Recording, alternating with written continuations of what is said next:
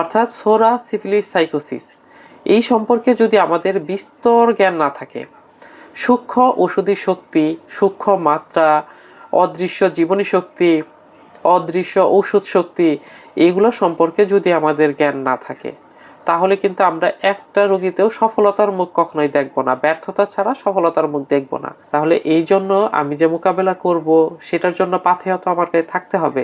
পাথেয়টা কি?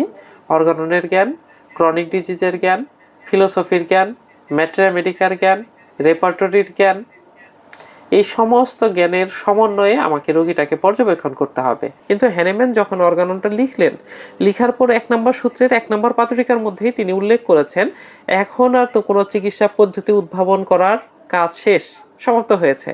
এখন তোমাদের কাজ হচ্ছে শুধু ঔষধ প্রয়োগ করা। এই নিয়মটা, নীতিটা জানা, সিমিলিয়া সিমিলিপাস কিউরেটা, এই থিওরিটা জানা, জেনে ওষুধ প্রয়োগ করা রোগীদেরকে। অর্থাৎ প্যাথি পদ্ধতি আর আবিষ্কার করতে হবে না তোমাদের। যে জন্য ডাক্তার হেরিং বলেছেন যে হোমিওপ্যাথি এখন হচ্ছে গাছের ঝুলন্ত পাকা ফল, গাছের ঝুলন্ত আঙ্গুর, তোমরা পারবে আর খাবে। হ্যাঁ, তেমনটি আমরা পাচ্ছি। এই সকল বিষয়গুলো হচ্ছে ক্রনিক ডিজিজের মধ্যে ইনক্লুড করা আছে। এবং অবাক করার বিষয় হচ্ছে হ্যানিম্যান বলেছেন যে এই যে সোরা মায়োজমের যে সিমটমগুলা, সিফিলিস মায়োজমের সিমটমগুলা, সাইকোসিস মায়োজমের সিমটমগুলা, এই সকল সিমটমের কোনো সিমটম, অর্থাৎ সোরা মায়োজম মুক্ত ছিলেন। মহাত্মা হ্যানিম্যান বলেছেন যে এটি অবিশ্বাস্য হলেও সত্য যে আমি নিজে সোরা মুক্ত ছিলাম। আর এই সবগুলো বইয়ে পড়ার কৌশল আমাদের শেখাবে হচ্ছে অর্গানন। এই জন্যে শুরুতে হচ্ছে আমরা অর্গানন দিয়ে শুরু করব। যদি অর্গানন ছাড়া আমরা শুরু করা যাবে।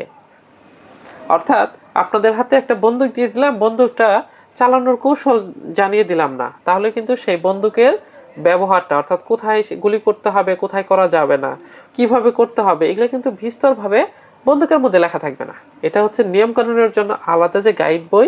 সবসময় ঠান্ডা মাথায় সুন্দরভাবে সুস্থ চিন্তা করতে হবে। অসুস্থ চিন্তা করা যাবে না, উগ্র চিন্তা করা যাবে না, রাগান্বিত হওয়া যাবে না রোগীদের সাথে, কারোর সাথেই না।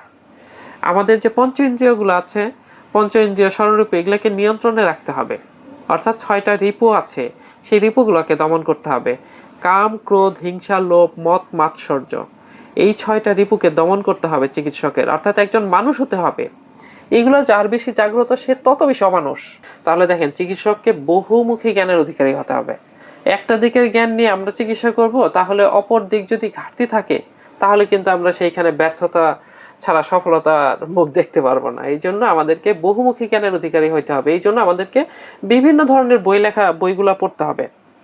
যে বইগুলো আমাদের জ্ঞানকে আরো বাড়িয়ে দেয়, জ্ঞানকে উৎকর্ষিত করে, সেই ধরনের বইগুলো, পজিটিভ থিঙ্কিং করতে পারি, এই ধরনের বইগুলো পড়তে হবে। আমাদেরকে উপস্থিত বুদ্ধি মাথায় রাখতে হবে।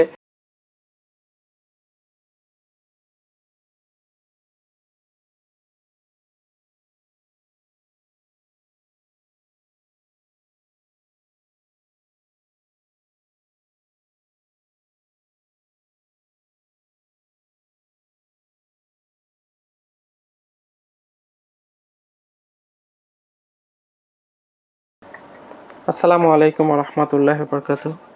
নাহমাদুহু ওয়া নুসাল্লি আলা রাসূলিহিল কারীম, আম্মা বা'দ। নাউযু বিল্লাহি মিনাশ শাইতানির রাজিম। বিসমিল্লাহির রহমানির রহিম। আশা করি আল্লাহ পাক আপনাদের সবাইকে ভালো রেখেছেন।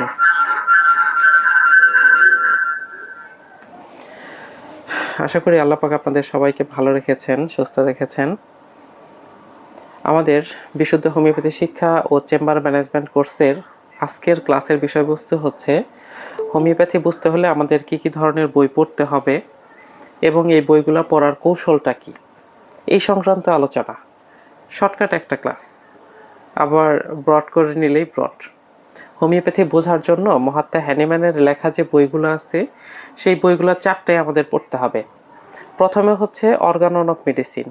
এর আগে আলোচনা করা হয়েছিল যে জার্মানিতে মহাত্মা হ্যানিম্যানের লেখা যে অর্গানন, সেটা জার্মান ভাষাতেই লেখা ছিল।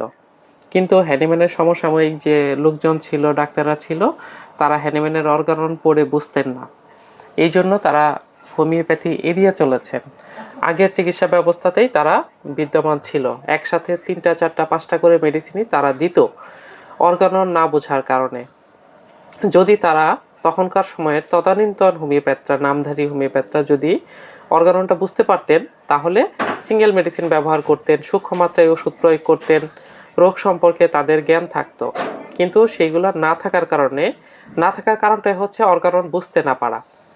তো এই অর্গানন বোঝার জন্য হ্যানিম্যানের কাছে চিঠি লিখতেন এবং মহাত্মা হ্যানিম্যান তাদেরকে বলেছেন, তোমরা গ্রিক ও রোমানদের লেখা বেশি বেশি করে পড়ো এবং এই অর্গানন বোঝার জন্য গণিতের জ্ঞান অবশ্যই দরকার,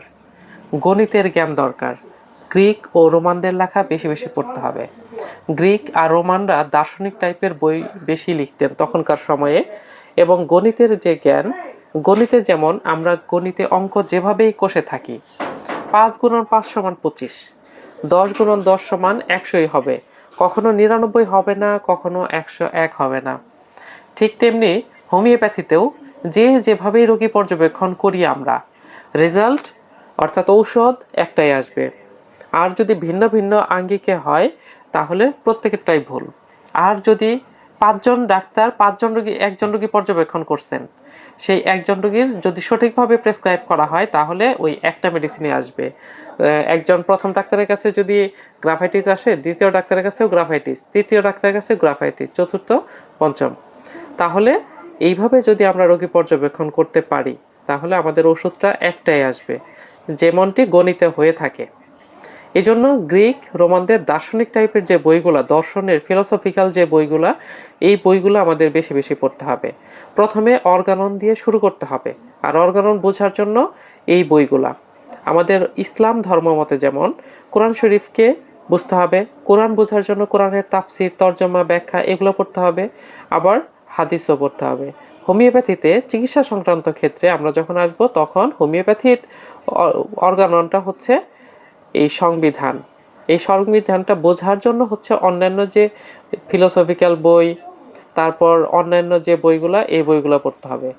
যেমন আমরা যখন ডাক্তার হতে হলে বেসিক যে জ্ঞানগুলা সেগুলো প্রয়োজন হবে, সেই জন্য ফিজিওলজি, অ্যানাটমি, প্যাথোলজি, গাইনোকোলজি এই সমস্ত বইগুলো আমাদের পড়তে হবে। শুরুতে স্টার্টিংয়ে আমরা প্রাইমারি লেভেলের যে বইগুলো, যেমন পান্ডের অ্যানাটমি, ফিজিওলজি বেসিক লেভেলের জন্য, তারপর একটু আপগ্রেডটার জন্য যেমন ডাক্তার কাইমের আছে, ডাক্তার আতিকুর রহমানের আছে, এগুলা ফিজিওলজিক্যাল জ্ঞান এবং অ্যানাটমিক্যাল জ্ঞান অবশ্যই প্রয়োজন হবে ডাক্তারদের জন্য। অর্থাৎ কোন অঙ্গের স্বাভাবিক কী কার্য সেগুলো যদি না জানিস তাহলে ওই অঙ্গের অস্বাভাবিক কার্য সম্পর্কে আমরা ধারণা করতে পারবো না। এই স্বাভাবিক কার্যক্রমগুলো বোঝার জন্য, জানার জন্য প্যাথোলজিক্যাল টেস্ট যে আমরা পাঠাবো কখনো রোগীদেরকে, সেটার যদি নর্মাল রেঞ্জটা আমরা না জানি তাহলে কিন্তু সেটার অ্যাবনর্মাল রেঞ্জও আমরা জানতে পারবো না। যদি আমরা না জানি যে প্রেশার স্বাভাবিক, প্রেশার কোন বয়সে কত থাকে, ডায়াবেটিসের মান স্বাভাবিক অবস্থায় কোন বয়সে কত থাকে, রক্তে হিমোগ্লোবিনের পরিমাণ কত থাকে, এই যে পয়েন্টগুলা, এগুলো বেসিকটা অবশ্যই জানা থাকতে হবে। সেজন্য প্রাইমারি লেভেলের যারা হোমিওপ্যাথিক কলেজে ফার্স্ট ইয়ারে বা সেকেন্ড ইয়ারে ভর্তি হচ্ছে বা হবে, তাদের জন্য হচ্ছে প্রায় পান্ডের যে অ্যানাটমি, ফিজিওলজি, প্যাথোলজি, গাইনোকোলজি, এই বইগুলো শুরুতে বেশ সহজে বোঝা যায়। আর তারপরে যখন সেকেন্ড ইয়ার বা থার্ড ইয়ার অথবা আরেকটু বেশিভাবে আমি জানতে চাই, তখন হচ্ছে ডাক্তার আতিকুর রহমানের অথবা ডাক্তার কাইমের এবং আরও যে আপগ্রেড টাইপের বইগুলো রয়েছে সেগুলো থেকে আমরা পড়তে পারি। এরপরে যেমন হচ্ছে আপগ্রেড আরও বই, ম্যাট্রিয়া, অর্থাৎ হ্যানিম্যানের যে ম্যাট্রিয়া পিউরা, এটা আমরা চেম্বারে রাখার জন্য, চেম্বারে সাজানোর জন্য রাখতে পারি। তবে ম্যাট্রিয়া পিউরা ফলো করে রোগীদেরকে ওষুধ দেওয়া যাবে না। কারণটা হচ্ছে ম্যাট্রিয়া পিউরা যখন প্রুভিং করা হয়, মহাত্মা হ্যানিম্যান তখন গবেষণার কাজে ব্যস্ত ছিলেন, বেশিরভাগ সময় গবেষণায় ব্যস্ত থাকতেন। এই কারণে ম্যাট্রিয়া পিউরা তার ছাত্রদের দায়িত্ব অর্পিত হয় ওষুধগুলো প্রুভিং করার জন্য। ছাত্ররা যখন ওষুধ প্রুভিং করে তখন শিক্ষককে খুশি করার জন্য কোনো কোনো সিমটম অতিরঞ্জিত করে ব্যাখ্যা করে বা কোনো কোনো লক্ষণ হালকা করে ব্যাখ্যা করে, যে কারণে ম্যাট্রিয়া ওই যে ম্যাট্রিয়া পিউরা, সেই পিউরাকে অনুসরণ করা যাবে না। কারণ ম্যাট্রিয়া কখনো আবেগ দিয়ে চলবে না, এটা হলো গাণিতিক সত্যের উপর প্রতিষ্ঠিত, যেটা ডাক্তার হেরিং বলেছেন। হ্যানিম্যানের পরবর্তী ডাক্তার হচ্ছেন ডাক্তার হেরিংকে বলা হয় দ্বিতীয় হ্যানিম্যান। অর্থাৎ যদি হেরিং বেঁচে না থাকতেন তাহলে হোমিওপ্যাথি ভ্রূণেই নষ্ট হয়ে যেত, অর্থাৎ এটা বিস্তরভাবে আমরা পেতাম না। হেরিংকে বলা হয় দ্বিতীয় হ্যানিম্যান। হেরিং এই যে ম্যাট্রেমেডিকা পিউরাকে ফলো করে রোগীতে ওষুধ প্রয়োগ করেছেন এবং ফেল করেছেন, এই জন্য ম্যাট্রেমেডিকা পিউরার সকল ওষুধ আবার রিপ্রুভিং করেন। রিপ্রুভিং করে যে সিমটমগুলো জিস্ট পেয়েছেন, সেই সিমটমগুলো তার গাইডিং সিমটম অফ আওয়ার ম্যাট্রেমেডিকা যেটা আছে, দি গাইডিং সিমটম অফ আওয়ার ম্যাট্রেমেডিকা, এই ম্যাট্রেমেডিকা স্থান দিয়েছেন। এটা 10 খণ্ডের একটা ম্যাট্রেমেডিকা। এটা শুরুতে কারো পড়ার প্রয়োজন নেই। যখন একটা ওষুধকে বিস্তরভাবে আমরা জানতে চাইব, একদম প্রুভিংকৃত সিমটমগুলো যখন আপাদমস্তক আমরা জানতে চাইব, তখন আমাদের এই ম্যাট্রেমেডিকাটা পড়তে হবে, গাইডিং সিমটম অফ আওয়ার ম্যাট্রেমেডিকা, অর্থাৎ 10 খণ্ডের যে হেডিংয়ের ম্যাট্রেমেডিকা। আর আমাদের চেম্বারে রাখার জন্য, টেবিলের মধ্যে রাখার জন্য আমরা হেডিংয়ের যে কনডেন্স ম্যাট্রেমেডিকা আছে, যে কনডেন্স করে ওই 10 খণ্ড থেকে কনডেন্স করে এনে যে ম্যাট্রেমেডিকাটা লেখা হয়েছে, সেটা আমরা পড়তে পারি, আমাদের টেবিলে রাখতে পারি। আমার ওস্তাদের নির্দেশ হচ্ছে যে রোগী পর্যবেক্ষণের পর যদি পিকুলার লক্ষণ পাওয়ার পর একবার ম্যাট্রেমেডিকা, যেটা হেডিংয়ের কনডেন্স ম্যাট্রেমেডিকা পড়ে যদি ওষুধটা প্রয়োগ করো, তাহলে ইনশাল্লাহ ফেল করবে না, আরোগ্যযোগ্য ব্যাধিতে ফেল করবে না। তাহলে কনডেন্স ম্যাট্রেমেডিকা আমরা রোগীকে ওষুধ দেওয়ার আগে একবার পড়ে নিশ্চিত হয়ে তারপর ওষুধ দিতে পারি, এই জন্য কনডেন্স ম্যাট্রেমেডিকাটা দরকার। তারপরে যেমন ওষুধকে আগে শুরুতে বিস্তরভাবে, মোটামুটি বিস্তরভাবে জানতে হবে, একদম যে 10-20 পৃষ্ঠার যে একটা ওষুধ সম্পর্কে আলোচনা, এটা না যে 2-3 পৃষ্ঠা 4-5 পৃষ্ঠা বিস্তর নিয়ে আলোচনা করা হয়েছে, এগুলো আমরা পড়তে পারি। আর কিনোট শুরুতে না পড়াটা উত্তম, অর্থাৎ শর্টকাট ওয়ে ক্ষতি করবে। হোমিওপ্যাথিতে কোনো শর্টকাট ওয়ে নাই যে শর্টকাটে ডাক্তার হয়ে যাব, শর্টকাট ওয়েতে ভুল পথে পরিচালিত করবে। এই জন্য আমরা কিনোটটা শুরুর দিকে পড়বো না, যে ওষুধের 2-4টা লক্ষণ জেনে যে ওষুধ প্রয়োগ করব, এরকম না। বেসিকটাকে জানবো, জেনে তারপর হচ্ছে কিনোট পড়লে তখন সে মিসগাইড হবে না। কিন্তু যদি শুরুতেই যদি কোনো ডাক্তার কিনোট পড়ে, তাহলে ভুল পথে যাওয়ার সম্ভাবনাটা বেশি থাকে, মিসগাইড হওয়ার সম্ভাবনাটা বেশি থাকে। আর হচ্ছে যে কেন্টের ম্যাট্রেমেডিকা, কেন্টের লেকচারস অন ম্যাট্রেমেডিকা, এটা বেশ ভালো মানের একটি ম্যাট্রেমেডিকা। কেন্ট স্যার লেকচার আকারে যেগুলো বলেছিলেন ক্লাসে, সেইগুলো পরবর্তীতে ডাক্তাররা ম্যাট্রেমেডিকা স্থান দিয়েছেন, প্রত্যেকটা ওষুধকে সুন্দরভাবে সাজিয়েছেন। এটা লেকচার আকারে পাওয়া যায়, এখন আবার অর্গান ভিত্তিকও পাওয়া যায়, অর্থাৎ অঙ্গ ভিত্তিক সাজানো হয়েছে। যেমন প্রথমে মাইন্ডের অংশটা নিয়ে, তারপর হেড, ভার্টিগো, ইয়ার, নোজ, এগুলো বিভিন্ন অর্গান ভিত্তিক লেখা হয়েছে পরবর্তীতে। তারপরে যেমন কপার থ্রেটের বই, ক্লার্কের যে 3 খণ্ড, এর ডিকশনারি অফ প্র্যাকটিক্যাল ম্যাট্রেমেডিকা, এটা পড়া যেতে পারে। এটাতে ওষুধের হ্রাস এবং বৃদ্ধি, অ্যাগ্রেভেশন, অ্যামেলিওরেশন, এটা সুন্দরভাবে দেওয়া হয়েছে ক্লার্কের এর ডিকশনারি অফ প্র্যাকটিক্যাল ম্যাট্রেমেডিকা 3 খণ্ডের। এটাতে রোগের হ্রাস বৃদ্ধিটা সুন্দরভাবে ফুটিয়ে তুলেছেন, এই জন্য এটা আমরা পড়তে পারি। তারপর শুরুতে যারা ছাত্রছাত্রী, তাদের জন্য ন্যাশে লিডার্স ইন ম্যাট্রেমেডিকা, লিপির ম্যাট্রেমেডিকা, এগুলো খুবই সহজবোধ্য। যদি ইংরেজিটা পড়া যায়, এটা সবচাইতে ভালো। আর যদি ইংরেজিতে কেউ দুর্বল হয়ে থাকে, আমি নিজেও ইংরেজিতে দুর্বল, তো একটা মেডিসিন যদি আমরা ডিকশনারি দেখে অর্থাৎ ডিকশনারিতে ওয়ার্ডটা বের করে একটা মেডিসিন একটু কষ্ট করে পড়লে, পরবর্তী মেডিসিনে ওই ওয়ার্ডগুলাই দেওয়া আছে। যেমন বেলেডোনা, যদি আমরা বেলেডোনার বেশ কিছু ওয়ার্ড যদি আমরা বুঝতে না পারি, তাহলে আমরা ডিকশনারি দেখে ওই ওয়ার্ডটা জেনে নিলাম। জানার পরে যখন আমরা বেলেডোনার পরে ক্যালকিরা কার্ব অধ্যায়ে যাব, বা আর্সেনিক অধ্যায়ে যাব, বা সালফার অধ্যায়ে যাব, তখন দেখা যাবে ওই ওয়ার্ডগুলো একটু ঘুরিয়ে ফিরিয়ে অল্প কিছু নতুন ওয়ার্ড নেওয়া আছে। অর্থাৎ প্রত্যেকটা মেডিসিনেই ওয়ার্ডের বেশ কিছু মিল পাওয়া যাবে। এই জন্য একটা মেডিসিন, 2টা মেডিসিন, 3টা মেডিসিন একটু কষ্ট করে ডিকশনারি ঘেটে আমরা যদি পড়ি, তাহলে পরবর্তী মেডিসিন পড়াটা আমাদের জন্য সহজ হবে। আর ইংরেজি পড়তে পারলে তার জন্য হোমিওপ্যাথি বোঝাটা আরও বেশি সহজ হবে। কারণ ইংরেজি বইগুলা দেখা যায় যে অনুবাদ পাওয়া যায় না এমন না, অনুবাদের ক্ষেত্রে একটু সমস্যা দেখা দেয়। কীরকম সমস্যা? ম্যাট্রেমেডিকা যারা অনুবাদ কার্য করেছে, যেমন বরিকের ম্যাট্রেমেডিকা যদি আমরা ধরি, বরিকের বেশ কিছু অনুবাদের আমরা পাই। যেমন এর মধ্যে কেসিবঞ্জের একটা অনুবাদ, এটা অনুবাদের মানটা বেশ ভালো। আবার অন্যান্য যে অনুবাদগুলো আছে, এগুলো একটু দুর্বল প্রকৃতির। যেমন এগুলো বেশিরভাগই করা হয়েছে ইংরেজির প্রভাষকদের দিয়ে। ম্যাট্রেমেডিকার যে 20টা মেডিসিন ইংরেজির প্রভাষক সাহেবকে দেওয়া হলো, তিনি এই 20টা মেডিসিন অনুবাদ করে দিবে। বা আরেকজন প্রভাষককে দেওয়া হলো, উনি 50টা মেডিসিন অনুবাদ করে দিবে। এটাতে সমস্যাটা হয় কি, যে পদ্ধতির লোক, সেই পদ্ধতির লোক ছাড়া যদি অন্য পদ্ধতির লোক একটা কাজ করে দেয়, তাহলে সেটাতে ভুল হওয়ার সম্ভাবনাটা বেশি থাকে। কারণ ইংরেজির প্রভাষকদের ইংরেজি সম্পর্কে ভালো অভিজ্ঞতা রয়েছে, হোমিওপ্যাথি সম্পর্কে কিন্তু অভিজ্ঞতা নেই, কারণ তিনি হোমিওপ্যাথি পড়েননি। কিন্তু একজন হোমিওপ্যাথিক ডাক্তার যদি হোমিওপ্যাথিক ইংরেজি বইকে অনুবাদ করেন, তাহলে সেটা চমৎকার মানের অনুবাদ হবে। হোমিওপ্যাথির যে সাহিত্য, এই সাহিত্য সম্পর্কে ইংরেজির প্রভাষকের জানা নেই। ইংরেজির যিনি প্রভাষক, তিনার ইংরেজি সাহিত্য সম্পর্কে ভালো জ্ঞান রয়েছে, কিন্তু হোমিওপ্যাথিক সাহিত্য যেটা, হোমিওপ্যাথিক জ্ঞান, এই সম্পর্কে তার অভিজ্ঞতা না থাকার কারণে ভুল হওয়ার সম্ভাবনাটা বেশি। কীরকম, একটা ওষুধের অনুবাদ হোমিওপ্যাথিক ক্ষেত্রে একরকম হবে, কারণ আমরা জানি ইংরেজির একটা ওয়ার্ডের অনেকগুলো বাংলা সিনোনিম হয়, অনেকগুলো অর্থ হয়। কোন অর্থটা এই হোমিওপ্যাথিতে এই ওষুধের ক্ষেত্রে অ্যাপ্রোপ্রিয়েট হবে, সেটা কিন্তু ইংরেজির প্রভাষকদের জানা থাকবে না। সেটা একজন হোমিওপ্যাথিক ডাক্তার বুঝতে পারবে যে হ্যাঁ, এই ওয়ার্ডের এই বাংলা শব্দটা এইখানে অ্যাপ্রোপ্রিয়েট হবে। যেমন আমার স্যার যখন অর্গান অফ মেডিসিন বইটা অনুবাদ করেন, তখন দেখা গেছে একটা শব্দ নিয়ে উনি অনেক 2-3 দিন 4 দিন 5 দিন পর্যন্ত চিন্তা ভাবনা করতেন যে হ্যাঁ, এই ওয়ার্ডের এই ওয়ার্ডটা এখানে খাটে নাকি খাটে না।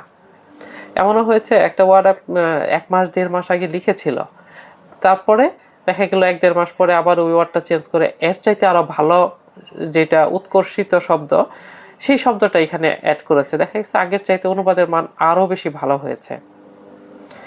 এইভাবে যখন একজন হোমিওপ্যাথিক ডাক্তার অনুবাদ করবে, সেই অনুবাদের মানটা অনেক বেশি ভালো হবে। এই জন্য ইংরেজি পড়াটা সবচাইতে বেশি ভালো। যদি ইংরেজিতে সমস্যা হয়, ইংরেজির পাশাপাশি বাংলাটা রেখে তারপর পড়লে ম্যাথমেটিকাটা সহজে আয়ত্ত করা সম্ভব হবে। কিছু বই আছে যেগুলো আমাদের অ্যাভয়েড করতে হবে, যেটা আমাদেরকে নেগেটিভ জ্ঞান দিবে। এর মধ্যে যেমন হচ্ছে এনজি ঘোষ পরিহার করাটা উত্তম। অনেক চেম্বারে এটা থাকে, এটা আপনাকে শুরুতে ভুল পথে পরিচালিত করতে পারে, রোগ ভিত্তিক ভাবনা শেখাতে পারে। তারপরে যেমন বশির মাহমুদের ইমার্জেন্সি হোমিওপ্যাথিক চিকিৎসা, এটা অনেক ভুলে ভরা রয়েছে। একসাথে কয়েকটা মেডিসিন দিয়ে চিকিৎসা, একটা অ্যাকিউট ডিজিজে শততমিক সিএম শক্তির ওষুধ ঘন ঘন সেবন করানো, এরকম রয়েছে। যেমন ডাক্তার সিরাজুল ইসলামের, তার বই আছে মিশ্রণ চিকিৎসা 100% সাফল্য, আরও কয়েকটা নামে ওষুধ আছে এই ডাক্তারের, ডাক্তার সিরাজুল ইসলামের। এর বইগুলো একটাও পড়া উচিত না। কেন উচিত না? এটা ভুল শেখাবে, আর একটা ভুল শিক্ষাটা খুবই ক্ষতিকর। তারপরে আরও বেশ কয়েকটা বই আছে যেগুলো পড়লে আমাদের ভুল দিকে, নেগেটিভ দিকে আমরা চলে যাব।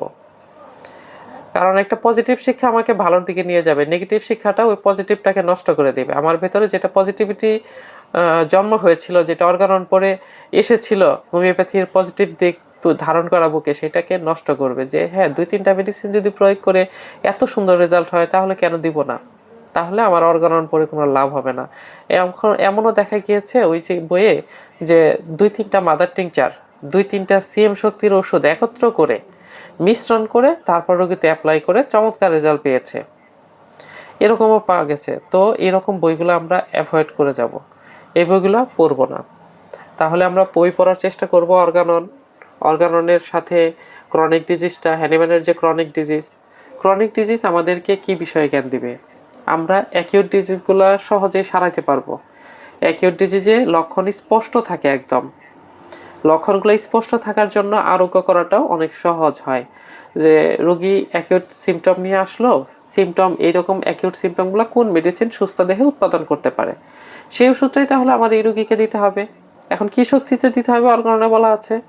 যদি অ্যাকিউট ডিজিজ হয় তাহলে নিম্ন শক্তি এনাফ, যদি শততমিক হয় 30 শক্তি, আর যদি 50 সহস্রতমিক দিয়ে আমরা শুরু করি, তাহলে 1/0 অথবা 2/0 অথবা 3/0 যে কোনো পটেন্সি থেকে আমরা শুরু করতে পারি, যদি হালকা নন ডিফেক্টিং মেডিসিন হয়। আর যদি নোসর টাইপের মেডিসিন হয়, তাহলে সেটার জন্য আলাদা। এভাবে আমরা অ্যাকিউট ডিজিজগুলোর মোকাবেলা করতে পারবো। যখন আমাদের কাছে যে সবসময় অ্যাকিউট ডিজিজের পেশেন্ট আসবে এমনটি না, কিন্তু ডাক্তার কেন্ট স্যার বলেছেন যে হ্যানিম্যানের সময় যে রোগগুলো জটিল ছিল, আমাদের সময় সেটা আরও 10 গুণ বেশি জটিল। কেন্ট স্যার মারা গেছেন 1920 সালের পরপর। তো এর আগে, অর্থাৎ আজ থেকে 105-6 বছর আগে কেন্ট স্যার এই কথা বলে গিয়েছেন যে হ্যানিম্যানের সময় যে রোগগুলো জটিল ছিল, কেন্টের সময় সেই রোগগুলো আরও 10 গুণ জটিল। আর আমাদের সময় তাহলে এটা আরও কত বেশি জটিল। তাহলে কত জটিলতা নিয়ে আমাদেরকে কাজ করতে হচ্ছে। আমাদের ওই রকম হালকা হোমিওপ্যাথি সম্পর্কে ভাষা জ্ঞান থাকলে আমরা কখনোই সফলতা অর্জন করতে পারবো না, এবং বিশুদ্ধ হোমিওপ্যাথিতে আমরা টিকে থাকতে পারবো না যদি আমাদের ওই হালকা জ্ঞান থাকে। তাহলে আমাদের কত ডিপলি জ্ঞান প্রয়োজন হবে। আর এই ডিপলি জ্ঞান অর্জনের জন্যই হচ্ছে মায়াজামের জ্ঞান দরকার, অর্থাৎ সোরা সিফিলিস সাইকোসিস। এই সম্পর্কে যদি আমাদের বিস্তর জ্ঞান না থাকে, সূক্ষ্ম ওষুধি শক্তি, সূক্ষ্ম মাত্রা, অদৃশ্য জীবনী শক্তি, অদৃশ্য ঔষধ শক্তি, এইগুলো সম্পর্কে যদি আমাদের জ্ঞান না থাকে, তাহলে কিন্তু আমরা একটা রোগীতেও সফলতার মুখ কখনোই দেখব না। ব্যর্থতা ছাড়া সফলতার মুখ দেখব না। আমাদের কাছে রোগী আসবে প্রাকৃতিক রোগে আক্রান্ত হয়ে, কৃত্রিম রোগে আক্রান্ত হয়ে, তার নিজস্ব ওষুধ কর্তৃক যে উৎপন্ন রোগ, সেই উৎপন্ন রোগ নিয়ে, ভান করা রোগ নিয়ে, এরকম নানান ধরনের ব্যাধি নিয়ে আসবে। তাহলে সেই ব্যাধিগুলোর মোকাবেলা তো করতে হবে। আর যদি আমার আপনার ভেতরে মাকাল ফল হয়, আমার ভেতরে কিছুই নাই, আপনার ভেতরে কিছুই নাই, তাহলে কিন্তু সেই রোগীতে আমরা ব্যর্থতা অবশ্যই হবে, সফলতা কখনোই হবে না। তাহলে এই জন্য আমি যে মোকাবেলা করব সেটার জন্য পাথেয় তো আমার কাছে থাকতে হবে। পাথেয়টা কি? অর্গাননের জ্ঞান, ক্রনিক ডিজিজের জ্ঞান, ফিলোসফির জ্ঞান, ম্যাট্রিয়ামেডিকার জ্ঞান, রেপার্টরির জ্ঞান। এই সমস্ত জ্ঞানের সমন্বয়ে আমাকে রোগীটাকে পর্যবেক্ষণ করতে হবে। রোগীটাকে আগে আপাতমস্তক রোগীলিপিতে লিখতে হবে শুরু থেকে শেষ পর্যন্ত। তার চিররোগের ক্ষেত্রে তার পুরো ইতিহাস, অর্গাননে যেমনটি বলা হয়েছে, তার পুরো রোগের ইতিহাস, অর্থাৎ শুরু থেকে সে কোন কোন ব্যাধিতে আক্রান্ত হয়েছে, কি ধরনের চিকিৎসা হয়েছে, কি ধরনের ওষুধ সেবন করেছে, তার জীবন প্রণালী, বাসস্থান, এগুলো সব সম্পর্কে যেটা অর্গাননে বলা হয়েছে। অর্গাননের শুরুর দিকেও 3 নম্বর সূত্রে বলা হয়েছে 6টা বিষয় সম্পর্কে জ্ঞান। তেমনি 83 থেকে 104 পর্যন্ত সূত্রগুলোতেও এই বিষয় নিয়ে কথা বলা হয়েছে। এটা কিন্তু অর্গাননে বলা হয়েছে। আর অর্গানন আপনারা এই বইটা আমি সাজেস্ট করি। যদি আপনার কাছে অন্য ভালো থাকে তাহলে সেটা পড়তে পারেন। আর যদি এইটা পড়েন তাহলে আপনাদের কি লাভ হবে? ডাক্তার রেজাউল করিম স্যারের অর্গানন অফ মেডিসিন। এই বইটাতে সুবিধা হচ্ছে, বইটার প্রথমে দেওয়া আছে অর্গাননের প্রত্যেকটা সূত্রের মূল কথা ভিত্তিক একটা সূচিপত্র। প্রত্যেকটা সূত্রের যে জিস্ট কথা, সেই জিস্ট কথা নিয়ে একটা সূচিপত্র, অর্থাৎ 291টা সূত্রের মূল কথা নিয়ে 1 নম্বর সূত্রের মূল কথাটা কি এটা সম্পর্কে, 2 নম্বর সূত্রের মূল কথা, 1 নম্বর পাদটিকার মূল কথাটা কি, 2 নম্বর পাদটিকার মূল কথাটা কি, এগুলা নিয়ে একটা সূচিপত্র। এরপরে হচ্ছে একদম বডি অংশটা। বডি যেমন 1 নম্বর সূত্রটা ইংরেজি যেটা বরিকের, সেই ইংরেজিটা তোলা হয়েছে। বরিকের 1 নম্বর যে সূত্র, সেই ইংরেজিটা তুলে দেওয়া হয়েছে, ইংরেজির সাথে হুবহু অনুবাদ করা হয়েছে, বাংলায় হুবহু অনুবাদ করা হয়েছে ইংরেজি থেকে, যে কারণে আপনারা কম্পেয়ার করে পড়তে পারবেন যে ইংরেজি দেওয়া নিচে বাংলা দেওয়া, দুইটা মিলিয়ে পড়লে দেখা যাবে এই ওয়ার্ডটার বাংলা এইটা। আপনার ওয়ার্ড সম্পর্কে একটা সাধারণ একটা জ্ঞান হয়ে গেল এখানে। তারপরে হচ্ছে সেই সূত্রটা বিস্তরভাবে ব্যাখ্যা করেছেন ডাক্তার রেজাউল করিম স্যার ওই সূত্রের আঙ্গিকে। আর এই জন্য স্যারকে বিভিন্ন ধরনের বই পড়তে হয়েছে। তা স্যারের চেম্বারে অনেক পুরাতন বই রয়েছে, যেগুলো আমি এখন আর পাই না, নতুন করে আর দেখতে পারি না ওগুলা। আর ওইগুলো এমনও নাই অবস্থা যে ওগুলা খুলে আবার কপি করা যাবে, ফটোকপি করা যাবে, এরকম অবস্থায় নাই। পড়া যায় এরকম অনেক পুরাতন বইগুলা উনি পড়েছেন, আগের আমলের বইগুলা, ম্যাট্রিয়ামেডিকা, ফিলোসফিক্যাল বই, ক্যারেক্টারিস্টিক ম্যাট্রিয়ামেডিকা, টি.এফ. অ্যালেনের যে বিস্তর আকারে যে বইগুলা, এগুলা উনি অধ্যয়ন করেছেন। হ্যানিম্যানের সবগুলা বই অধ্যয়ন করেছেন, করে ওই সূত্রে হ্যানিম্যান কি বোঝাতে চেয়েছেন। মতে হ্যানিম্যানকে সৃষ্টিকর্তা আল্লাহ পাক এত সুন্দর জ্ঞান দিয়েছিলেন, তিনি অল্প কথায় বিস্তর বোঝাতে পারতেন। এটা সবাইকে সৃষ্টিকর্তা দেন না, যিনি চেষ্টা করে তাকে আল্লাহ পাক দেন। তো উনি চেষ্টা করেছেন, অধ্যয়ন করেছেন, চিন্তা ভাবনা করেছেন, গবেষণা করেছেন, এই জন্য সৃষ্টিকর্তা যেমন 1 নম্বর সূত্রের মধ্যে অনেক বিস্তর আলোচনা 1 নম্বরে আলোচনা করেছেন। আমার স্যার বলেন যে 1 নম্বর সূত্র নিয়ে যদি আমি লিখি তাহলে কয়েকটা বই লেখা যাবে, 2 নম্বর সূত্র নিয়ে যদি লিখি কয়েকটা বই লেখা যাবে। আর এই সূত্রগুলো থেকে আমাদের ব্যবহারিক জীবনেও অনেক কিছু আমরা পাবো। শুধুমাত্র হোমিওপ্যাথির ক্ষেত্রে যে আমাদের অর্গানন পড়লে কাজে লাগবে এমনটা না, আমাদের বাস্তব জীবনে, ব্যবহারিক জীবনে, সাংসারিক জীবনে এই বইগুলোর জ্ঞান আমাদের কাজে লাগবে। দেখবেন 1 নম্বর সূত্র যখন ব্যাখ্যাটা পড়বেন, এত সুন্দর চমৎকার ব্যাখ্যা, আপনি সহজে বুঝতে পারবেন। কয়েকবার পড়লে সূত্রের গভীরে প্রবেশ করতে পারবেন। এই সূত্রের গভীরে প্রবেশ ছাড়া আমরা কখনোই এটা সম্পর্কে এটা থেকে ভালো কিছু উদ্ঘাটন করতে পারবো না। যখন প্রত্যেকটা সূত্র নিয়ে আমরা ডিপলি চিন্তা করব, সব সময় চিন্তা ভাবনা, হ্যানিম্যান যেমন বলেছেন দিনের 24 ঘন্টা সময় যদি আমরা আমাদের সারাদিনের 24 ঘন্টা সময় যদি আমরা এই হোমিওপ্যাথির পিছনে ব্যয় করতে পারি, তাহলে এই প্যাথি থেকে আমরা ভালো কিছু অর্জন করতে পারবো। একদিনে 24 ঘন্টা, এই 24 ঘন্টার সময় এই হোমিওপ্যাথি নিয়ে চিন্তা ভাবনা করতে হবে। শয়নে স্বপনে খাওয়ায় নিদ্রায় সব কিছুতেই হোমিওপ্যাথি নিয়ে ভাবতে হবে। ভাবলে তখন এইটা আমার মধ্যে আপনার মধ্যে প্রবেশ করবে। এরকম 1 থেকে 291 পর্যন্ত সূত্রগুলো ইংরেজিতে আছে, ইংরেজির সাথে হুবহু অনুবাদ এবং অনুবাদের পর ব্যাখ্যা। আবার সেই ব্যাখ্যার মধ্যে কোন ডাক্তার হেরিং কি বলেছেন, ডাক্তার কেন কি বলেছেন, ন্যাশ, অ্যালেন, লিপি, ফ্যারিংটন, ক্লার্ক, কপারথ্রেড, ডানহাম, এই ধরনের বোরিক, এই ধরনের যে মৌলিক ডাক্তারগণ এরা কোন বইয়ে কি কথা বলেছেন, এগুলো সবগুলাই মোটামুটি অনেক তথ্য আনা হয়েছে এই বডির মধ্যে, অর্থাৎ সূত্রের অনুবাদ এবং ব্যাখ্যার মধ্যে এই তথ্যগুলা নিয়ে আসা হয়েছে। ব্যাখ্যার মধ্যে ওই তথ্যটা যে আনছেন ওই তথ্যটা ইংরেজিটা আগে দেওয়া হয়েছে, ইংরেজির পরে সেটার অনুবাদ করে দেওয়া হয়েছে এবং তার ব্যাখ্যাও দেওয়া হয়েছে। ঠিক তেমনি প্রত্যেকটা পাদটিকা, আমরা অনেক সময় পাদটিকা বুঝতে পারি না। তো পাদটিকাটা কি, আমি একটি পাদটিকা বের করে আমি দেখাচ্ছি। এই যে যেমন একটা পাদটিকা মার্থা হ্যানিম্যান, এই যে এটা হলো একটা সূত্র, এটা 22 নম্বর সূত্র, এই পর্যন্ত হলো সূত্রের মধ্যে কোন এক জায়গায় পাদটিকার নাম্বার রয়েছে, অর্থাৎ একটা ওয়ার্ডের উপরে এই যে সিমটমস, ব্র্যাকেটের মধ্যে সিমটমসের উপরে 12 নাম্বার পাদটিকা দেওয়া রয়েছে।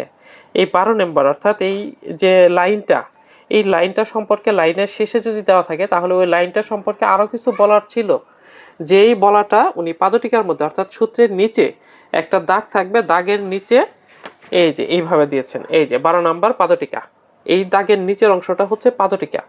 অর্থাৎ ওই ওয়ার্ডটা যদি ওয়ার্ডের উপরে লেখা থাকে যে পিকুলিয়ার, জাস্ট পিকুলিয়ারের উপর লেখা আছে, তাহলে পিকুলিয়ারটা কি এইটা বোঝানোর জন্য ওই পাদটিকার মধ্যে আবার লিখেছেন।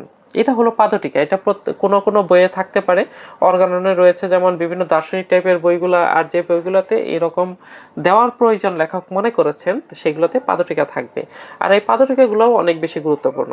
যেমন হ্যানিম্যানের যে 1 নম্বর সূত্র, সেই সূত্রের 1 নম্বর যে পাদটিকা, সেই পাদটিকাতে মার্থা হ্যানিম্যান তখনকার তদানীন্তন যে চিকিৎসা ব্যবস্থা ছিল সেই চিকিৎসা ব্যবস্থা সম্পর্কে বলেছেন, অর্গাননের ইন্ট্রোডাকশনে সেটা বলেছেন এবং 1 নম্বর পাদটিকাতেও সেটা উল্লেখ করেছেন যে এখন তোমাদের কাজ হচ্ছে রোগীদেরকে সেবা করা, চিকিৎসা পদ্ধতি নিয়ে চিন্তা ভাবনা করা এখন আর তোমাদের কাজ নয়। অর্থাৎ তখনকার ডাক্তাররা যে প্যাথি আবিষ্কারের চেষ্টায় থাকতেন যে এই চিকিৎসা পদ্ধতিটা তো কার্যকর হচ্ছে না, তাহলে আরও কার্যকর একটা চিকিৎসা পদ্ধতি দরকার, সেটা উদ্ভাবনের জন্য তখনকার ডাক্তাররা ব্যস্ত থাকতেন। কিন্তু হ্যানিম্যান যখন অর্গাননটা লিখার পর 1 নম্বর সূত্রের 1 নম্বর পাদটিকার মধ্যেই তিনি উল্লেখ করেছেন এখন আর তো কোনো চিকিৎসা পদ্ধতি উদ্ভাবন করার কাজ শেষ, সমাপ্ত হয়েছে, এখন তোমাদের কাজ হচ্ছে শুধু ঔষধ প্রয়োগ করা। এই নিয়মটা, নীতিটা জানা, সিমিলিয়া সিমিলিপাস কিউরেটা, এই থিওরিটা জানা, জেনে ওষুধ প্রয়োগ করা রোগীদেরকে, অর্থাৎ প্যাথি পদ্ধতি আর আবিষ্কার করতে হবে না তোমাদের। যে জন্য ডাক্তার হেরিং বলেছেন যে হোমিওপ্যাথি এখন হচ্ছে গাছের ঝুলন্ত পাকা ফল, গাছের ঝুলন্ত আঙ্গুর, তোমরা পারবে আর খাবে। হ্যাঁ, তেমনটি আমরা পাচ্ছি। আমাদের কাছে অর্গানন দেওয়া হয়েছে, অর্গাননের মধ্যে নিয়মকানুন বলা হয়েছে, ম্যাট্রিমেডিকা দেওয়া আছে, ওষুধ প্রবীণকৃত সকল সিমটম আমরা ম্যাট্রিমেডিকায় পাই, রেপার্টরি আমাদের কাছে দেওয়া আছে, রেপার্টরি আমাদেরকে ওষুধের সংখ্যাটাকে কমিয়ে আনতে সাহায্য করে, ফিলোসফি আমাদেরকে অর্গানন বুঝতে শেখায়, ম্যাট্রিমেডিকা আমাদের ওষুধ সম্পর্কে ধারণা দেয়। ব্যাস, গাছের ঝুলন্ত পাকা ফল, আমরা কোনটা দিয়ে গাছ থেকে পারবো আর খাবো, এতটা সহজ করে দেওয়া হয়েছে। এই সহজ জিনিসটা বোঝার জন্য আমাদেরকে এই বইগুলার জ্ঞান নিতে হবে, সঠিক জ্ঞান নিতে হবে। নিতে পারলে আমরা এর যে সাফল্য, চমৎকার যে ম্যাজিক, এই ম্যাজিক দেখলে আমরা অভিভূত হয়ে যাব।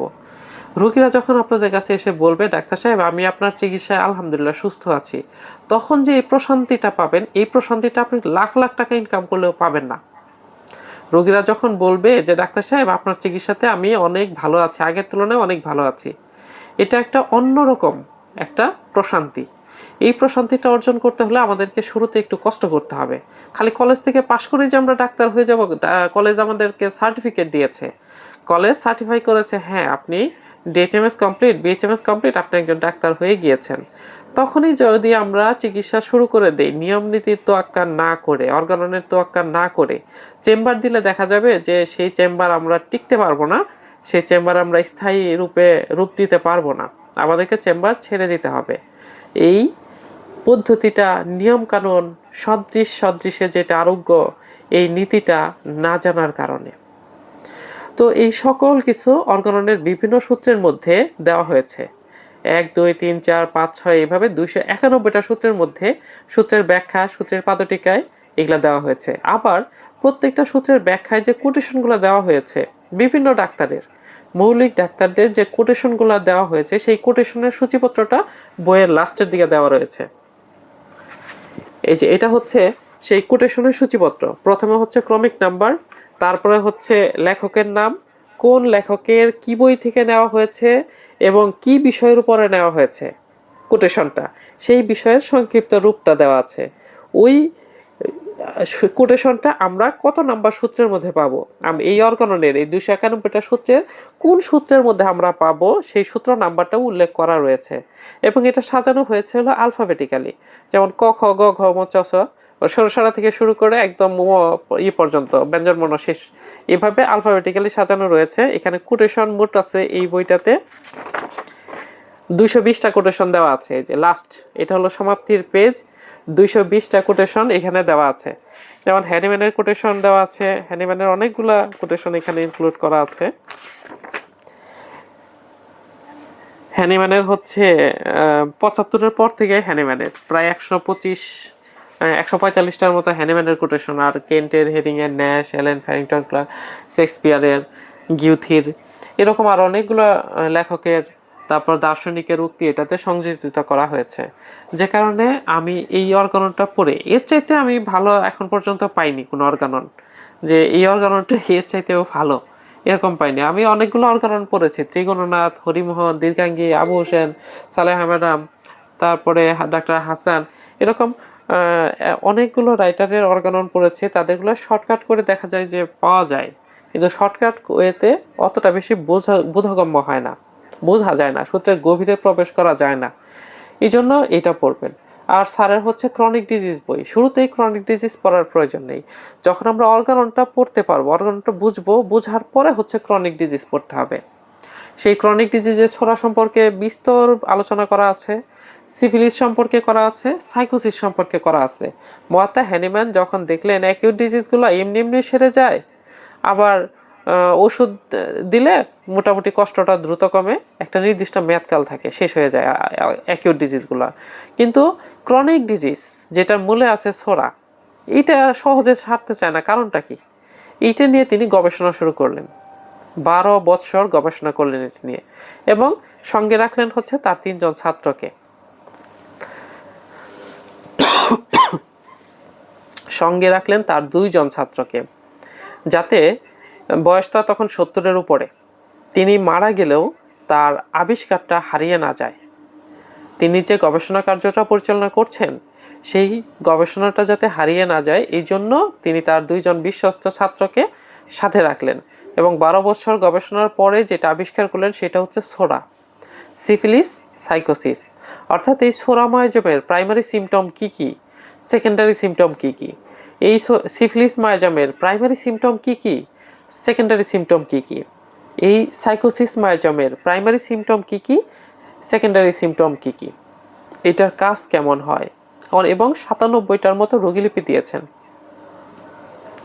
এই সকল বিষয়গুলো হচ্ছে ক্রনিক ডিজিজের মধ্যে ইনক্লুড করা আছে। এবং অবাক করার বিষয় হচ্ছে, হ্যানিম্যান বলেছেন যে এই যে সোরা মায়োজমের যে সিমটমগুলা, সিফিলিস মায়োজমের সিমটমগুলা, সাইকোসিস মায়োজমের সিমটমগুলা, এই সকল সিমটমের কোনো সিমটম, অর্থাৎ সোরা মায়োজম মুক্ত ছিলেন। মহাত্মা হ্যানিম্যান বলেছেন যে এটি অবিশ্বাস্য হলেও সত্য যে আমি নিজে সোরা মুক্ত ছিলাম। হ্যানিম্যান বলেছেন এই কথাটাই, যে অবিশ্বাস্য হলেও সত্য যে আমি নিজে সোরা মায়াজম মুক্ত ছিলাম। এরকম একজন মহান ব্যক্তি যিনি সোরা মায়াজমে আক্রান্ত ছিলেন না। আমরা আসলে জন্মগতভাবেই সোরা পেয়ে যাই, বংশগতভাবেই পেয়ে যাই রোগ ব্যাধিগুলা। যেমন বংশগত ব্যাধিতে অনেক রোগীরা আমাদের নিকট আসবে, বা আমরা পিতামাতার নিকট থেকে বংশগতভাবে যেমন উত্তরাধিকার সূত্রে সম্পত্তি, টাকা পয়সা সবকিছু পেয়ে থাকি, তেমনি জেনেটিকভাবেও আমরা রোগ ব্যাধিগুলো পেয়ে থাকি। অনেক রোগী আসবে জেনেটিক ব্যাধি নিয়ে, বংশগত রোগ, তার বংশগত চুলকানি, তার বংশগত সাইকোসিস মায়াজম দোষ, বংশগত সিফিলিটিক দোষ। এই দোষগুলো কিভাবে আমরা নির্ণয় করব? সিফিলিটিক মায়াজমের বা সাইকোটিক মায়াজমের বা সরিক মায়াজমের কোন মায়াজমের সিমটমগুলো কি কি, এটা যদি আমাদের মাথায় না থাকে, তাহলে রোগী আসার পর যে সিমটমগুলো বলবে, রোগী সরিক, আমি ওষুধ নির্বাচন করলাম অ্যান্টিসাইকোটিক, তাহলে কিন্তু রোগী সুস্থতার দিকে যাবে না। রোগী সরিক অর্থাৎ রোগীর মধ্যে সোরার বিকশিত লক্ষণ আছে নাকি সুপ্ত লক্ষণ আছে। সোরা কি সুপ্ত অবস্থায় আছে তার দেহে, না বিকশিত অবস্থায়? বিকশিত মানে প্রকাশমান অবস্থায় আছে কেমন, নাকি সুপ্ত অবস্থায় অর্থাৎ ডরমেন্ট অবস্থায়? যেমন এইডসের ভাইরাসটা মানব দেহে কিন্তু 12-13 বছর পর্যন্ত সুপ্ত অবস্থায় থাকতে পারে, কোনো অনুকূল পরিবেশ পায়নি, তাহলে সে সুপ্ত অবস্থায় ডরমেন্ট অবস্থায় থেকে থেকে যাবে। এরকম সোরা মায়াজম বা সিফিলিস মায়াজম, সাইকোসিস মায়াজম দেহের মধ্যে সুপ্ত অবস্থায় থাকতে পারে। ও কোনো অনুকূল পরিবেশ পেয়েছে, তারপরে তাহলে মাথাচাড়া দিয়ে উঠবে। সোরা আমাদের দেহে আছে, প্রত্যেকের দেহে আছে।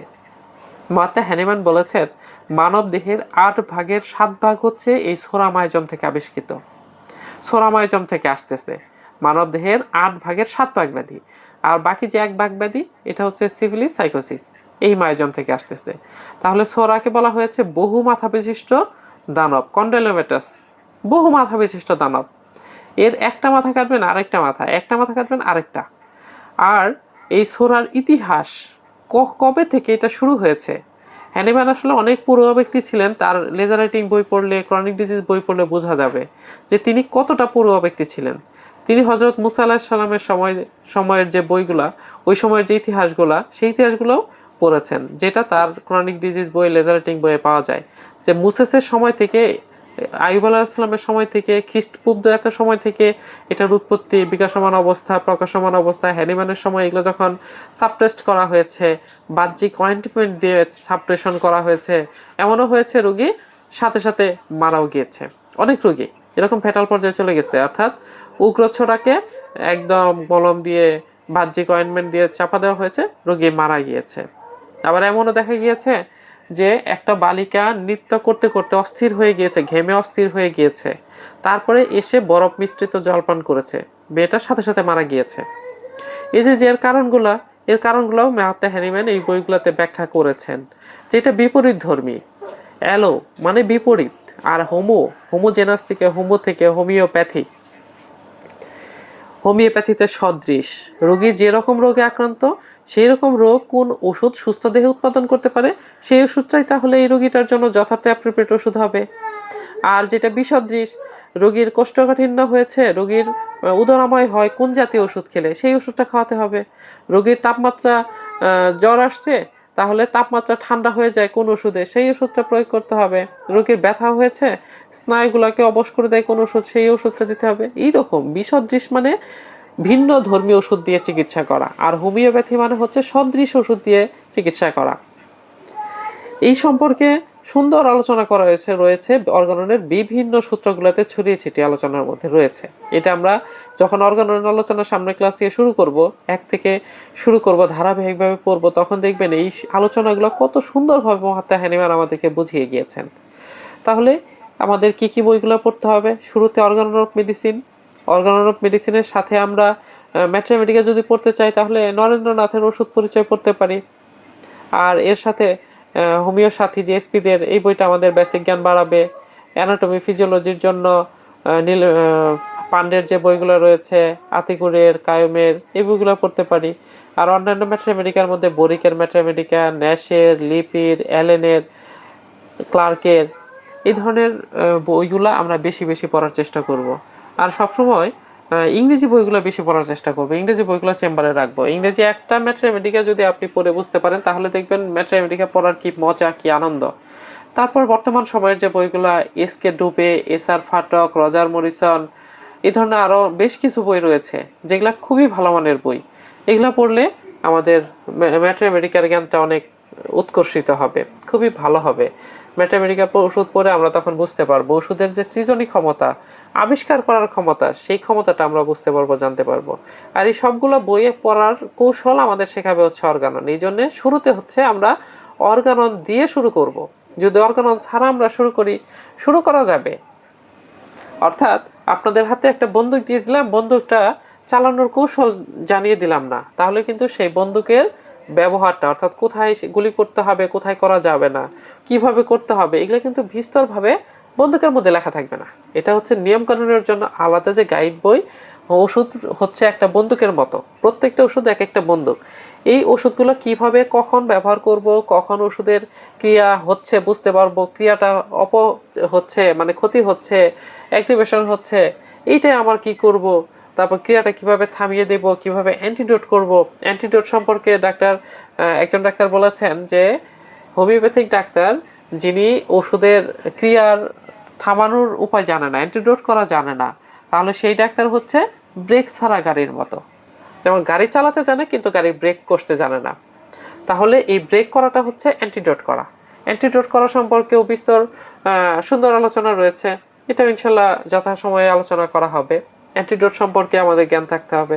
আমাদের মুদ্রা কথা সব বিষয় সম্পর্কে নলেজ রাখতে হবে এবং চিকিৎসককে উপস্থিত বুদ্ধি থাকতে হবে। উপস্থিত বুদ্ধি না থাকলে আপনি চিকিৎসা ক্ষেত্রে সফলতা দেখতে পারবেন না।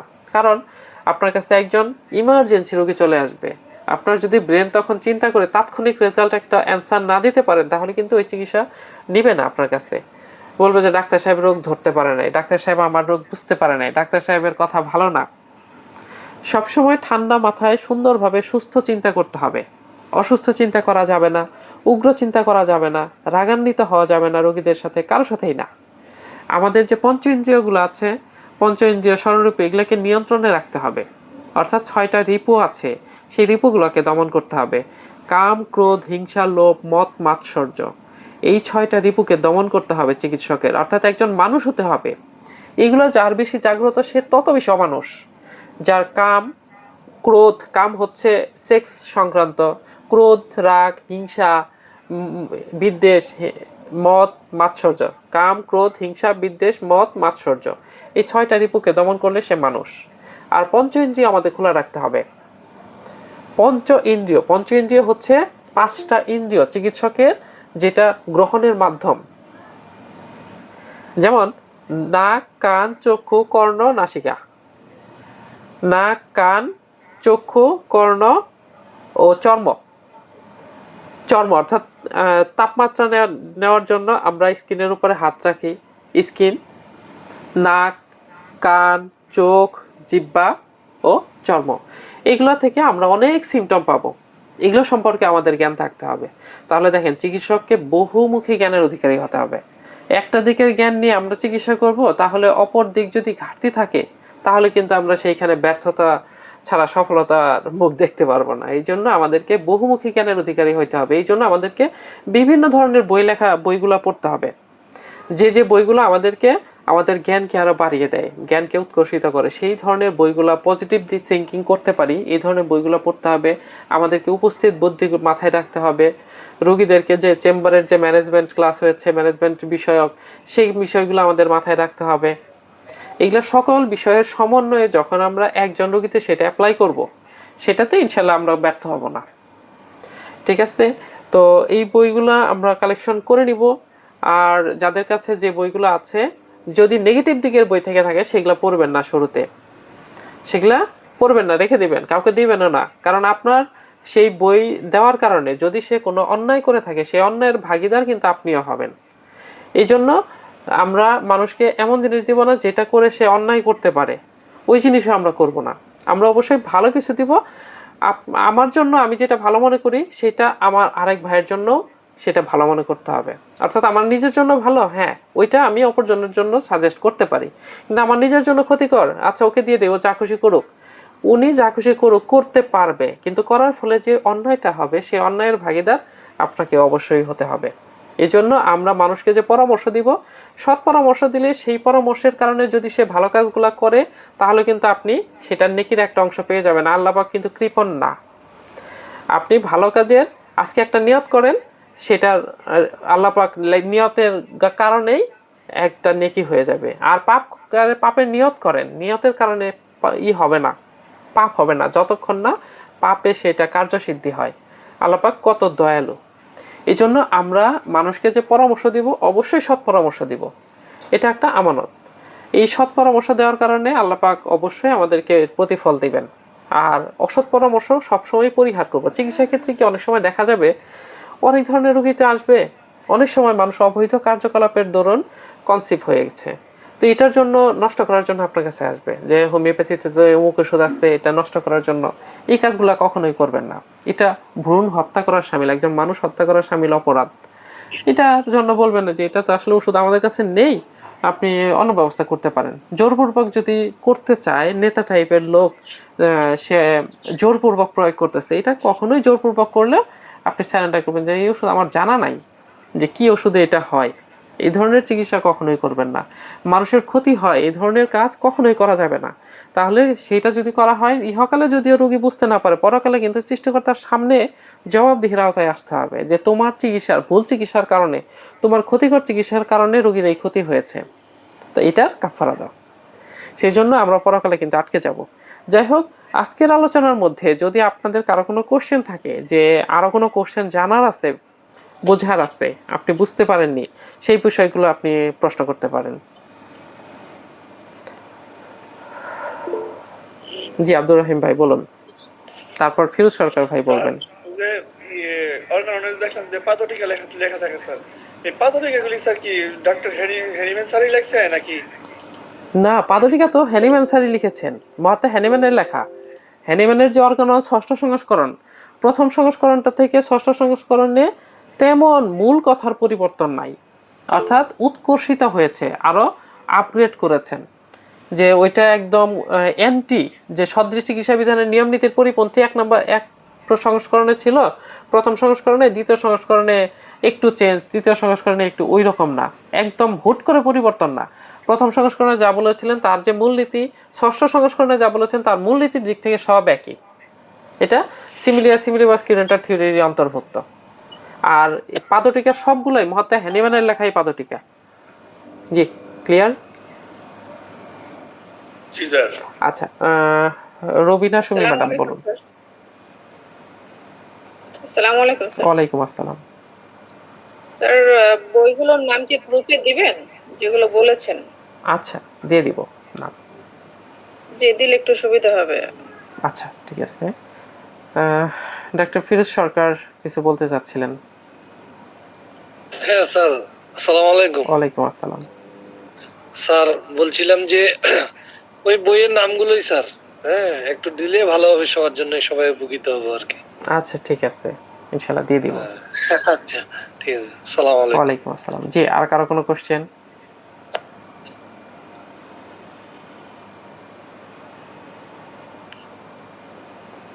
জি, রোনা আক্তার বলুন।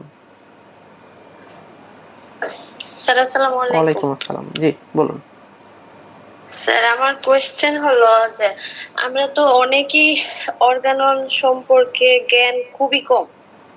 এখন ধরেন আমরা হয়তো বা চেম্বার নিয়ে নিচ্ছি বা চেম্বার ম্যানেজমেন্ট করতেছি বা ইয়ে করতেছি, তখন আমরা কি করব? এখন আমাদের কি করা উচিত? পড়বেন আর পড়বেন। চেম্বারের শুরুতে তো রোগী কম হবে, আপনি পড়ার মধ্যেই থাকবেন। পড়লে দেখবেন যে সৃষ্টিকর্তা আপনাকে অবশ্যই এটার জ্ঞান দিবেন। আমরা তো মানুষের মেকার, সৃষ্টিকর্তা তো মানুষকে সুন্দরভাবে সৃষ্টি করছেন। আর সেই সুন্দর যে মানুষ, সেই মানুষ রোগে আক্রান্ত হলে যে সৃষ্টিকর্তা একটা আরোগ্যের ব্যবস্থা রাখছেন, মহাত্মা হ্যানিম্যান সেটা আবিষ্কার করেছেন, আমাদেরকে জানিয়েছেন। সেই পদ্ধতিটা অর্গাননে দেওয়া আছে। এই অর্গাননটা যখন আমরা বারবার পড়ব, তারপরে এই অর্গানন থেকে আমরা সেই সফলতার যে চাবিকাঠি, এটা আমরা অর্জন করতে পারবো। এখন না জানাটা কোনো অন্যায় না, না জানাটা, আমরা না জানতেই পারি, কিন্তু না জানার কাফারা হচ্ছে জানার চেষ্টা করা, পড়া, বেশি বেশি পড়া। আপনি আগে যেমন দিনে 4 ঘন্টা 5 ঘন্টা 6 ঘন্টা পড়তেন, এখন পড়ার সময়টা আরো বাড়িয়ে দিবেন। যে চেম্বারে আপনি যতক্ষণ আছেন, শুরুতে স্টার্ট দিলেন, সকাল 10টায় খুললেন, আপনি চেম্বার পরিষ্কার করে বসে তারপরে পড়া শুরু করবেন। সেটা অর্গানন থেকে পড়া শুরু করেন। নিয়মিত আপনি যে 5টা সূত্র আজকে পড়বেন বা 2টা সূত্র আজকে পড়বেন, 2টা সূত্র মনোযোগ দিয়ে পড়বেন। 2টা সূত্র বোঝার পরে আপনি 3 নম্বর সূত্রে যাবেন। 3 নম্বর সূত্র বোঝার পরে 3 নম্বরের জন্য মনে করেন যে 4 দিন 5 দিন লেগে গেল, ওই 5 দিন আপনি ব্যয় করেন। কিন্তু একটা না বুঝতে পেরে দ্বিতীয়টায় যাবেন না, আবার দ্বিতীয়টা বুঝতে পেরে তৃতীয়টায়, তৃতীয়টা বুঝতে পেরে চতুর্থটায়। যে আজকে 5 নম্বর সূত্র বুঝতে পেরেছি, 5 নম্বর সূত্র ছোট আছে, আচ্ছা 5-6 একদিন পড়ি বা 6-7-8 সহ পড়ি। এভাবে পড়বেন। পড়লে দেখবেন যে আপনি অর্গাননের গভীরে প্রবেশ করতে পারবেন। এইভাবেই পড়তে হবে।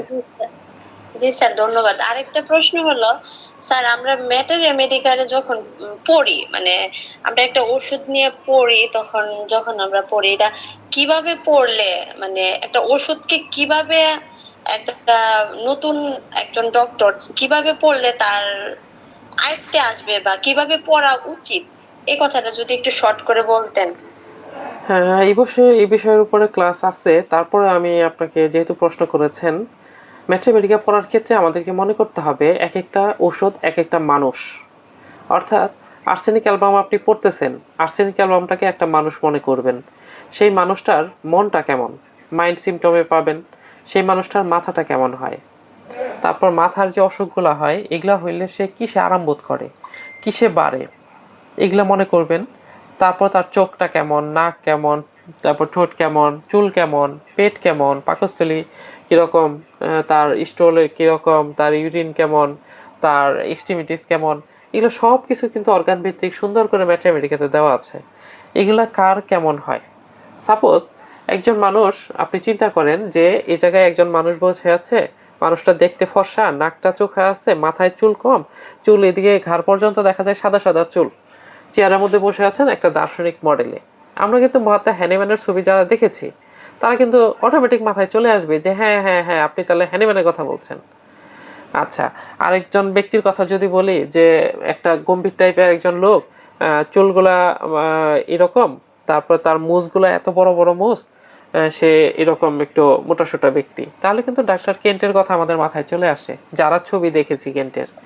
এরকম প্রত্যেকটা ব্যক্তি সম্পর্কে যখন আপনার বেসিক আইডিয়া থাকবে, তাহলে ওই ব্যক্তিটা সম্পর্কে যখন আপনার কাছে বলা হবে, অটোমেটিক ওই ব্যক্তির কথা মনে পড়বে।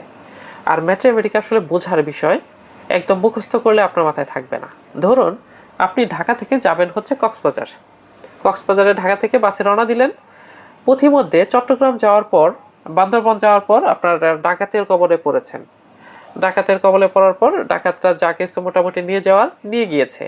তারপর যাই হোক, বাস যথাস্থানে আপনি কক্সবাজার পর্যন্ত গিয়েছেন, বেরিয়েছেন, থেকেছেন। তারপরে 1 সপ্তাহ 10 দিন পরে আপনি চলে আসলেন যথাস্থানে ঢাকায়, আপনার কর্মে আপনি যোগদান করলেন।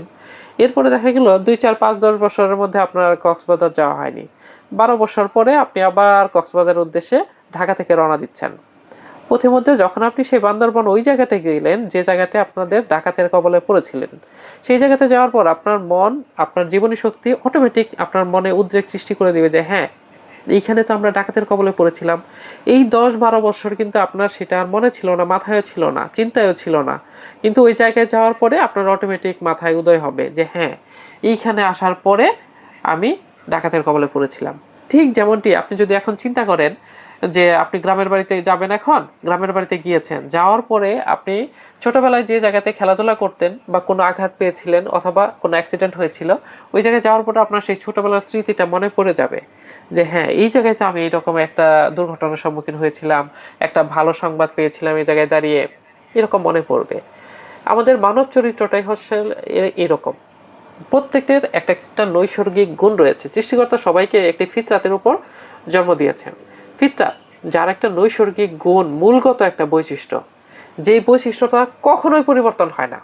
যেমন নবী করিম সাল্লাল্লাহু আলাইহি ওয়াসাল্লাম বলেছেন, যদি তোমরা শোনো একটি পাহাড় এক জায়গায় থেকে গিয়ে আরেক জায়গায় সরে গিয়েছে, তোমরা এটা শুনলে বিশ্বাস করো যে হইতে পারে একটা পাহাড় সরে আরেক জায়গায় গিয়েছে, এটা শুনলে বিশ্বাস করো হইতেও পারে। কিন্তু কোনো মানুষের চরিত্র পরিবর্তন হয়েছে, এটা তোমরা শুনলে বিশ্বাস করো না।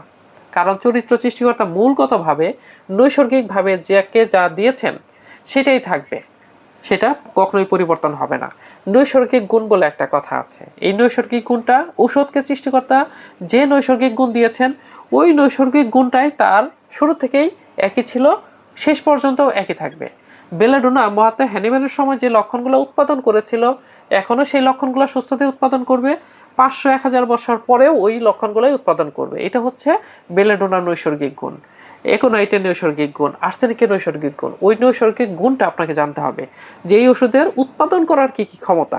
আর এটা আপনি পড়ে গেলেন, পড়ার পরে যখন আপনার কাছে রোগী আসবে ওই যে 12 বছর পরে ওই জায়গাতে যাওয়ার মতো, যখন রোগী আসবে আসার পরে যখন বলবে যে হ্যাঁ ডাক্তার সাহেব আমার তো জ্বর আসছে, জ্বরের মধ্যে আমি আবল তাবল কথা বলি, জ্বরের মধ্যে কুকাইলে উফ উফ এরকম কুকাইলে ভালো লাগে, জ্বরের মধ্যে ঘাম হয়, ঘামলে জ্বরটা কমে, জ্বরের মধ্যে হাত পা ঠান্ডা কিন্তু শরীরটা গরম, এরকম যদি বলে তাহলে আপনার মাথায় অটোমেটিক চলে আসবে বেলেডোনায় তো এই লক্ষণগুলো পড়েছিলাম যে বেলেডোনা এরকম লক্ষণ সুস্থদের উৎপাদন করতে পারে, তাহলে বেলেডোনা এই রোগীর জন্য যথার্থ অ্যাপ্রোপ্রিয়েট ওষুধ।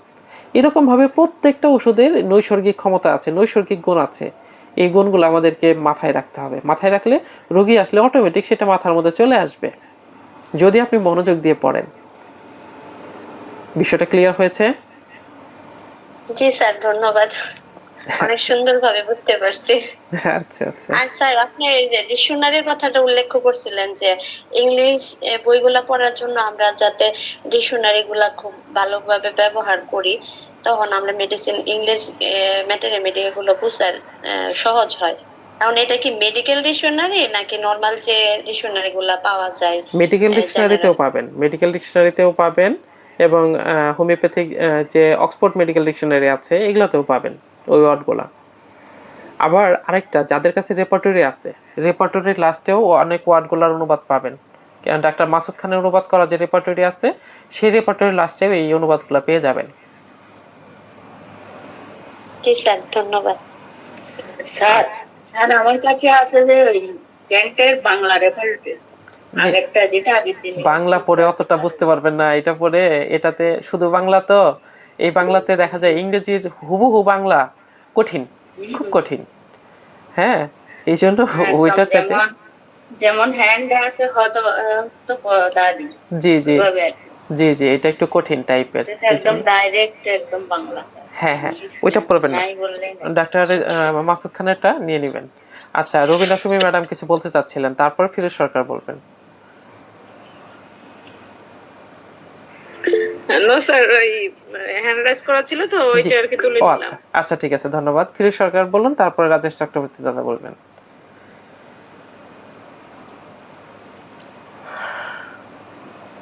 ফিরোজ ভাই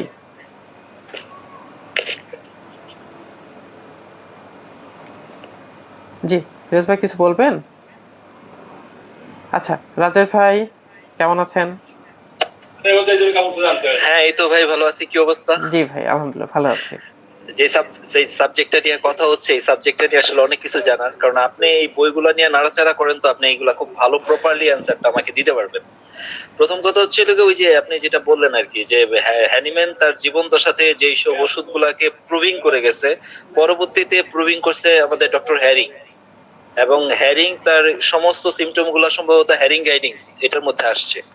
তো এই যে আমাদের পরবর্তীতে যেই ম্যাটারিমেটিকা গুলো আসছে যেমন ক্যান্টের ম্যাটারিমেটিকা, ক্লার্কের এবং ওই যে এই যে বোরিকের ম্যাটারিমেটিকা, এগুলো তো সম্ভবত সবকটাই মনে হয় হ্যারিং গাইডিংটাকেই ফলো করছে ওনারা।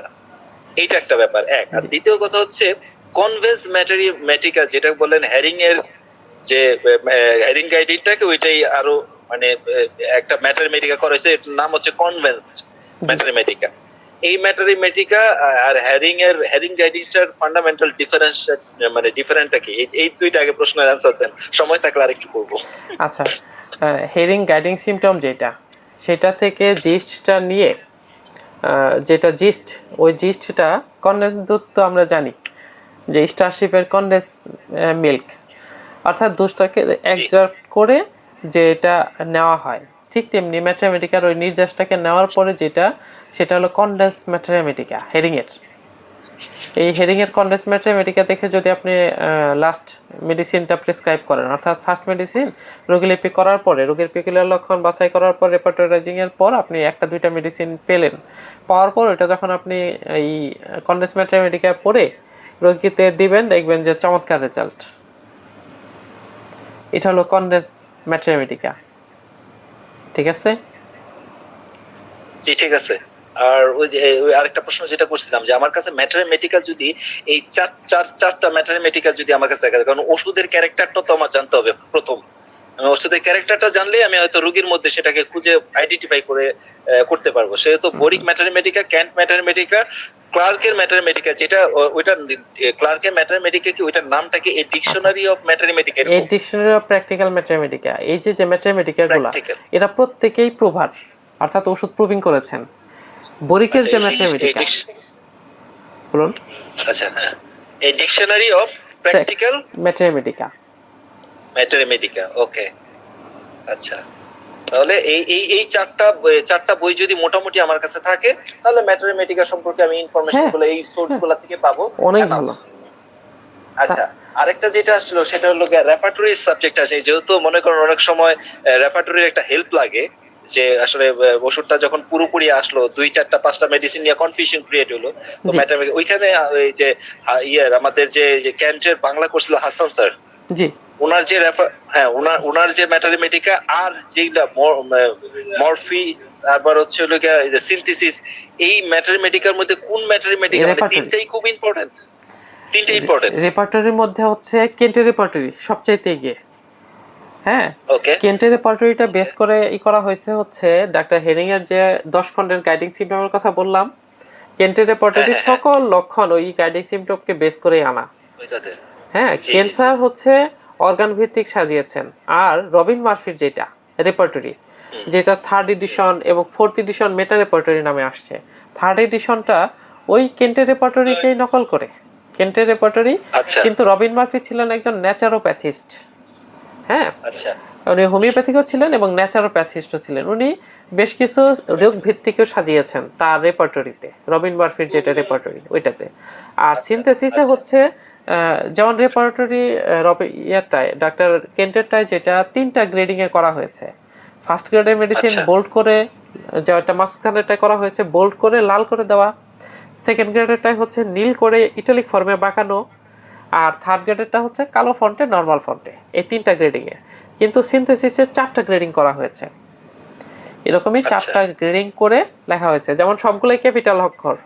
এটা হচ্ছে ফার্স্ট গ্রেডের প্রথমটা ক্যাপিটাল মেডিসিনের আর কি, আর্সেনিক ARSALB, আর্সেনিক অ্যালবাম।